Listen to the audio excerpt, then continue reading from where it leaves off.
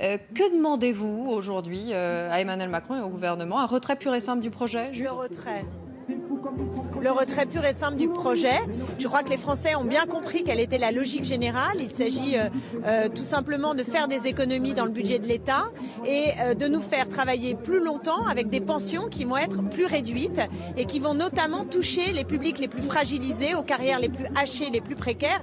Et là, je pense en particulier aux femmes. Donc les Français ont bien compris que les vautours des assurances privées étaient là derrière à guetter la manne que l'État s'apprête à lui laisser, et aussi tout simplement le fait qu'on nous rabâche les oreilles avec l'idée que parce qu'on vit plus longtemps, on devrait travailler plus longtemps, ce qui est totalement faux. Nous avons la possibilité de partager les richesses, de partager les temps de la vie autrement que ce que prévoit le gouvernement. Et c'est pourquoi la colère est massive. C'est-à-dire que l'année dernière, on nous disait fin du monde, fin du mois, la colère était très grande avec les gilets jaunes, avec beaucoup de secteurs qui étaient mobilisés. Et là, nous entamons l'année avec l'idée qu'on voudrait aussi atteindre la fin de la vie. Eh bien oui, il y a, vous le voyez là, une intersyndicale, interpro, mobilisée pour cette grande journée de mobilisation face à un gouvernement qui est d'une brutalité extrême et qui joue d'ailleurs avec le feu. Moi, je pense que c'est une vraie cocotte minute parce qu'il joue le pourrissement, ce qu'on appelle le pourrissement, c'est-à-dire qu'il espère qu'après 35 jours de grève, beaucoup de gens n'arrivent plus à joindre les deux bouts, ne tiennent plus, ne puissent plus payer leur loyer, ne puissent plus nourrir leurs enfants et donc cannent. Mais qu'ils fassent bien attention parce que dans leur tête, ils ne vont pas changer d'avis. Et donc moi, je ne comprends pas comment un président de la République, un gouvernement peut prendre la décision d'imposer une loi qui est rejetée encore aujourd'hui par une majorité de Français parce que la pseudo-pédagogie aux communications du gouvernement n'y a rien fait. Les Français ont compris ce dont il s'agit et ce sont deux choix de société qui s'affrontent, celui du libéralisme et de l'austérité budgétaire voulue pour le gouvernement et le nôtre ici qui est celui du partage et de la vie, tout simplement du sens de la vie et des droits humains. Clémentine Autain, vous êtes auprès des grévistes Gare de Lyon à Paris. On voyait tout à l'heure Jean-Luc Mélenchon aux côtés des manifestants à Marseille qui disait il n'y a pas de problème de financement du régime des retraites, c'est une invention.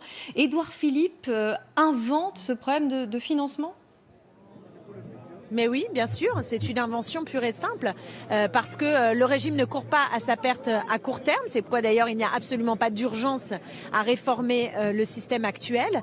Vous savez que nous avons des réserves et Jean-Luc Mélenchon a dû le dire tout à l'heure, je le répète, des réserves de plus de 135 milliards.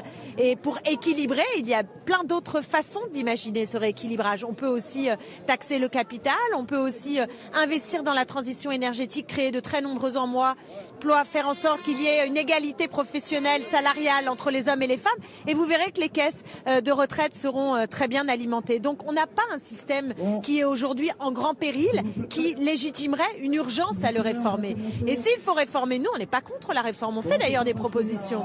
Le réformer, c'est au contraire abaisser le niveau de départ, l'âge de départ. Il le faut d'ailleurs, puisque vous savez que les plus de 60 ans sont majoritairement au chômage, en arrêt maladie, pendant que des jeunes ont besoin d'entrer sur le marché du travail et n'y arrivent pas.